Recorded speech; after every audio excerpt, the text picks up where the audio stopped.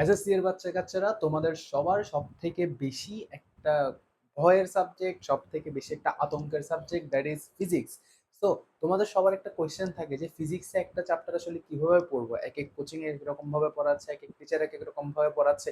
But একটা chapter যদি একদম পারফেক্টলি ওভারঅল 0 থেকে 100% প্রিপেয়ার হতে চাই, কিভাবে একটা চ্যাপ্টার পড়বো? সো আমাদের আজকের আলোচনার বিষয় হচ্ছে একটা চ্যাপ্টার, ফিজিক্সের একটা যে কোনো একটা চ্যাপ্টার কিভাবে পড়বো। তো প্রথমে সবাইকে স্বাগত জানাচ্ছি আমাদের ফিজিক্স ট্রিতে। সো আসো আমরা ভিডিও শুরু করি। দ্যাট ইজ তোমাদের নাম্বার 1 পয়েন্ট, যেটা নাম্বার 1 না, নাম্বার 0 পয়েন্ট এটাকে বলতে পারো। Number 0 point, that is skip teacher who only solves math. এটা আমার একদম রিয়েল লাইফ একটা উদাহরণ থেকে আমি আনছি। দ্যাট ইজ আমাকে একটা বাসায় টিচার পড়াতে আসছিলেন। উনি মেবি চিটাং ইউনিভার্সিটিতে পড়তেন। তো উনি যখন আমাকে পড়াতে আসেন, আসার সাথে সাথে ওনাকে আমার একটা অবস্থা ছিল, ওনাকে আমি বলছিলাম দ্যাট ইজ আমি ভাইয়া কোনো কিছু পড়ি নাই, আমার অবস্থা এখন এই মোমেন্টে একদম জিরো। সো আপনি দেখেন আমাকে কিভাবে পড়াবেন। শুনে আসলো, এসে জাস্ট লাইক উনি আমাকে কিছু বলে নাই যে হোয়াট ইজ প্রসঙ্গ কাঠামো, হোয়াট ইজ গতি, কোনটা স্থিতি, আমি কিছু জানতাম না। আমার ওই মোমেন্টে অবস্থা ছিল খুবই বাজে। ঠিক আছে, তো উনি এসে আমাকে এক সূত্র লিখে স্টার্ট করছে, that is s is equal to v t, s is equal to v t, s is equal to u t plus half of a t square, blah blah. এরকম উনি আমাকে সূত্র লিখা স্টার্ট করছে। ওকে, আমি মনে করছি হয়তো বা এটাই ওনার স্টাইল। উনি আমাকে পড়ানো যখন স্টার্ট করলো, উনি আমাকে বলতেছে কি যে আমাকে কয়টা 10টা না 12টা সূত্র লিখছে টোটাল। সূত্র লেখার পর বলে যে মুখস্থ করো। ওকে, আমি 10 মিনিট ধরে টানা মুখস্থ করলাম। এবার উনি আমাকে দিয়ে দিছে কি ম্যাথ। আমি যখন ম্যাথ করতে যাচ্ছি, আমি বেসিক জানি না, আমি থিওরি জানি না। তো আমার এই মোমেন্টে সব থেকে বেশি সমস্যা হয়েছে কি করতে, ম্যাথ করতে। সো আমি অবভিয়াসলি সবসময় বলবো skip teacher who only solves math. যে টিচার তোমাকে শুধুমাত্র সূত্র মুখস্থ করাবে এবং যে টিচার তোমাকে শুধুমাত্র সূত্র মুখস্থ করানোর পর তোমাকে ম্যাথ করাতে চাইবে, he is not perfect for you. যদি তোমার অবস্থা খুব একটা ভালো না থাকে, যদি তুমি আগে বেসিক পড়ে থাকো, ওকে, এই টিচারটা বেস্ট। কিন্তু বাট যখন তুমি কোনো কিছু জানো না, এই মোমেন্টে তুমি অবভিয়াসলি ওই টিচারটাকে কি করবা, স্কিপ করবা, যে অনলি কি করে শুধু ম্যাথ করায় আর হচ্ছে কি সূত্র মুখস্থ করায়। এবার আসি, একটা চ্যাপ্টার যখন আমরা একদম শুরু থেকে পড়তে চাইবো, একদম 0 থেকে আমরা 100% প্রিপারেশন নিতে চাইবো, আমাদের অ্যাকচুয়ালি কিভাবে স্টার্ট করা উচিত একটা chapter? Okay, first of all আমাদের প্রথমে যে কোনো জায়গায় একটা জিরো বেসিক ক্লাস করতে হবে। জিরো বেসিক মানে আমি অ্যাকচুয়ালি কি বলতে চাচ্ছি, জিরো বেসিক ক্লাস বলতে এমন একটা ক্লাস বলছি যেখানে তোমাকে একদম জিরো বেসিক থেকে পড়ানো হবে, যেখানে তোমাকে এমন ভাবে ট্রিট করা হবে যেন তুমি এই চ্যাপ্টারটা কখনো পড়ো নাই। ঠিক আছে, ধরো গতি পড়াচ্ছে, তোমাকে এমন ভাবে পড়ানো স্টার্ট করতে হবে, অর্থাৎ প্রসঙ্গ কাঠামো থেকে স্টার্ট করতে হবে, স্থিতি থেকে স্টার্ট করতে হবে, গতি থেকে স্টার্ট করতে হবে, সরলরৈখিক গতি, ঘূর্ণন গতি, সবকিছু এক্সপ্লেন করতে হবে। That is zero basic class. ঠিক আছে, তোমাকে অবশ্যই একটা জিরো বেসিক ক্লাস করতেই হবে। ঠিক আছে, যেটা তুমি যেখানে ইচ্ছা করতে পারি, স্কুলে করো, কোচিং এ করো, টিচারের কাছে করো বা অনলাইনে করো। ঠিক আছে, বাট জিরো বেসিক ক্লাস একটা মাস্ট লাগবে। দেন তোমার কাজ হচ্ছে step 2, that is old book reading. Old book reading বলতে আমি কি বোঝাচ্ছি, তোমাদের যেটা বই আছে, অর্থাৎ ব্লু কালারের বই যেটা, অর্থাৎ আমি তোমাদেরকে দেখাই, এই বই যেগুলো আছে আর কি, এই বই যেগুলো আছে এগুলো হচ্ছে তোমার থিওরির জন্য খুবই, মানে ভালো বলবো না, এটা বাচ্চা কাচ্চাদের জন্য লেখা বই। সোজা কথা, বাচ্চা কাচ্চাদের জন্য লেখা বই। তুমি কি করবা, তোমার বাসার আশেপাশে পুরোনো লাইব্রেরি বা আশেপাশের ভাইয়াদের থেকে কি করবা, পুরোনো বইটা কালেক্ট করবা, অর্থাৎ 2017-18 এই সময়ের বইটা কালেক্ট করবা। ওই বইটা থিওরির জন্য মাস্ট মাস্ট নিডেড। অথবা থিওরি, ধরো তুমি একটা ক্লাসেও বুঝলো না, তুমি তোমার বেসিক ক্লাস করে আসলে তুমি থিওরি বুঝো না, ওই বইটা পড়বা, তোমার ফুল বেসিক সলভ ওইভাবেই ওই বইটাতে এক্সপ্লেন করা আছে। ঠিক আছে, তো এই জন্য বলছি ওল্ড বুকটা মাস্ট নিতে হবে এবং ওল্ড বুকটা মাস্ট তোমাকে রিডিং করতে হবে। ঠিক আছে, আচ্ছা, ওল্ড বুক রিডিং করার পর তোমাকে কি করতে হবে, হাইলাইট করতে হবে ইম্পর্টেন্ট পয়েন্টগুলো। এখন হাইলাইট কেন করব, হাইলাইট করব ক এর জন্য, খ এর জন্য, এমসিকিউর জন্য। কারণ পুরোনো বইটাতে তোমাদের যেভাবে থিওরি গুলো দেয়া আছে, তুমি ক, খ, এমসিকিউ কোনো জায়গায় থিওরিতে অ্যাটলিস্ট আটকানোর কোনো সুযোগ থাকবে না। ঠিক আছে, সো দ্যাটস ওয়াই বলতেছি কি পুরোনো বই রিডিং পড়বা, হাইলাইট করবা, কেন, ক, খ আর এমসিকিউর জন্য। এবার আসি new theory from new book. New theory বলতে তোমাদের নতুন বই যেটা আর পুরোনো বই যেটা, ওইটার মধ্যে কিছু ডিফারেন্স হচ্ছে, জাস্ট দুই একটা জিনিস অ্যাড করছে, দুই একটা নতুন ইনফরমেশন অ্যাড করছে, যেগুলো তোমার এমসিকিউ তে চলে আসতে পারে, কতে বা খতে চলে আসতে পারে। এই জন্য বলতেছি কি new theory from new book. নতুন নতুন যেগুলো থিওরি আছে এগুলো তুমি নতুন বই, অর্থাৎ তোমাদের ব্লু কালার বই যেটা আছে ওইটার থেকে পড়ো।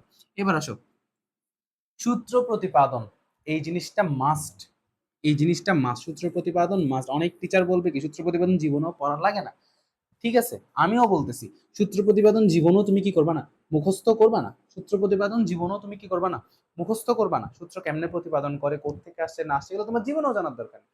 বাট তুমি যখন একটা চ্যাপ্টার একদম বেসিক থেকে স্টার্ট করছো, তুমি জাস্ট দেখে রাখো সূত্রটা অ্যাকচুয়ালি আসছে কোথা থেকে। এই জিনিসটা তোমার দেখে রাখা মাস্ট। এই জিনিসটা তোমার কোথায় হেল্প করে আমি বলি, পরীক্ষার মধ্যে যখন ঘুরে ফিরে ম্যাথ দেয় না, ঘুরে ফিরে যখন ম্যাথ দেয়, তখন তোমার সূত্রের প্রতিপাদনের কিছু বেসিক স্কিলগুলো কাজে লাগে। মিলাই নিও আমার কথাগুলো, পরীক্ষার হলে মিলাই নিবা।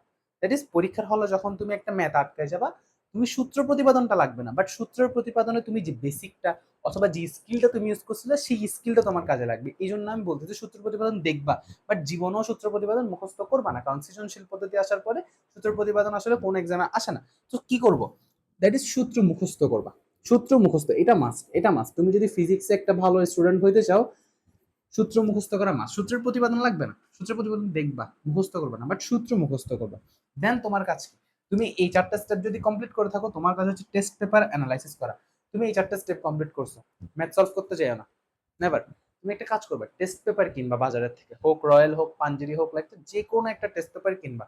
এখন সব থেকে বড় সমস্যা হচ্ছে টেস্ট পেপার নিয়ে। বাজারের মধ্যে এতগুলো টেস্ট পেপার আসছে, এত বর্ণিল আকারে, এত বড় করে, মোটা করে, অমুক পৃষ্ঠা তমুক পৃষ্ঠা, অমুক ডিটেলস তমুক ডিটেলস দিয়ে সাজায়। টেস্ট পেপারের যে জিনিসটা, অর্থাৎ টেস্ট পেপারের যে উদ্দেশ্য, সেটাই মেনলি ব্যাহত হয়।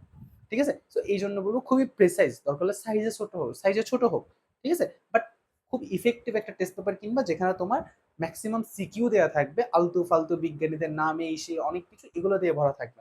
ঠিক আছে, আশা করি আমি বোঝাতে পারছি। তো এবার কি করবে, টেস্ট পেপার অ্যানালাইজ করবে। কি অ্যানালাইজ করবে টেস্ট পেপার থেকে, বিগত বছরগুলোতে, ধরো তুমি 25 সালে এসে দিবা, তুমি গত 20, 21, 22, 23, 24 গত 5 বছরে কোন ধরনের সিকিউ আসছে, ওই সিকিউ গুলোতে কোন টাইপের ম্যাথ আসছে, এগুলো দেখো। বুঝার দরকার নেই, দেখো। ঠিক আছে, তো দেখে ফেললাম। এবার তোমার কাজ হচ্ছে কি, এবার তোমার কাজ হচ্ছে তুমি টাইপ ওয়াইজ ম্যাথ করবা। টাইপ ওয়াইজ ম্যাথ করবা।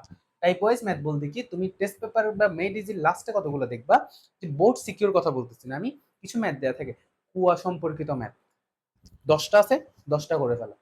গতিশক্তি সম্পর্কিত ম্যাথ 10টা আছে, 10টা করে ফেলো। ঠিক আছে, কেন বলতেছি, এই টাইপ ওয়াইজ ম্যাথ যখন করবা, তুমি বোর্ড সিকিউতে অনেক আগায় থাকবা। কারণ যখন তুমি একটা টাইপের ম্যাথ 10টা একসাথে টানা করতেছো, দ্যাট মিনস ওই জিনিসটা তোমার মস্তিষ্কের মধ্যে পার্মানেন্টলি ঢুকে যাচ্ছে। ঠিক আছে, পার্মানেন্টলি ইফেক্টিভলি ঢুকতেছে। তো এই কারণে বলছে টাইপ ওয়াইজ ম্যাথ প্র্যাকটিস করবা। দ্যাট ইজ, ধরো ইঁদুর বিড়াল সম্পর্কিত ম্যাথ 10টা করলা, গাড়ির সংঘর্ষ সম্পর্কিত ম্যাথ 10টা করলা, বাট তোমার থেকে টাইপ ওয়াইজ ম্যাথ করার দরকার। এরপর আসি board CQ. Board CQ, board CQ এরপরে কি করবা, তোমার গাইডে যতগুলো বোর্ড সিকিউ আছে সবগুলো করে ফেলবা। তোমার গাইডে যতগুলো বোর্ড সিকিউ আছে সবগুলা করে ফেলবা। দেন হচ্ছে স্কুল সিকিউ কিভাবে করতে হবে। তোমার পরীক্ষা যদি খুবই কাছে হয়, আমি বলবো তোমার স্কুল সিকিউ করার কোনো দরকার নেই। তোমার এসএসসি পরীক্ষা যদি খুবই কাছে হয়, এই টাইমে তোমার স্কুল সিকিউ করার দরকার নেই। বাট এটা যদি তুমি একটা চ্যাপ্টারে পারফেক্টলি প্রো হইতে চাও, বা পারফেক্টলি একদম পারতে চাও, 100% প্রিপারেশন সহ 100% প্রিপারেশন নিয়ে পরীক্ষা ফেলে দিতে চাও, আমি বলবো 10টা নামি দামি স্কুলের সলভ করো, কঠিন স্কুলের টেস্ট পেপার সলভ করো। আমি একটা জিনিস যেটা মিস করছি, that is new theory old theory যখন তুমি পড়বা, এই জায়গাটার থেকে তোমার কি কভার হয়ে যাবে, ক খ আর এমসিকিউ কভার হয়ে যাবে। ঠিক আছে, তার মানে আমাদের সিকিউ এর গ খ গেল, ক আর খ গেল, এমসিকিউও গেল। ঠিক আছে, সো আশা করি আমি এই জিনিসটাকে কমপ্লিটলি গুছায় তোমাদেরকে দিতে পারছি, যে ফিজিক্সের একটা চ্যাপ্টার কিভাবে জিরো থেকে শুরু করে একদম অ্যাডভান্স লেভেল পর্যন্ত যাওয়া দরকার। ঠিক আছে, তো আমি আবার বলতেছি লাস্টবার, দ্যাট ইজ, যে টিচার থিওরি পড়ায় ওই টিচারের কাছে পড়বা না।